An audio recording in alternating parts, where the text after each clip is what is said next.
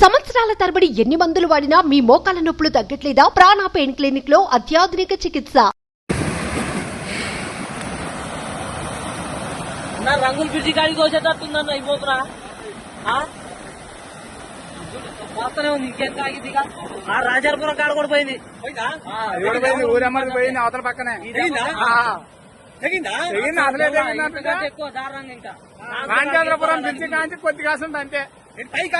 అటుపక్క ఊరు పక్కనే ఈ సేమ్ ఇది తెగినట్టు తెగింది. ఇప్పుడు ఊరు కాంచి ఇది మాత్రం అదే రోడ్ల ఇట్నే సేమ్ ఇక ఇంతే అంతే తెగింది. ఇది 2 దిక్కులు తెగింది. ఇప్పుడు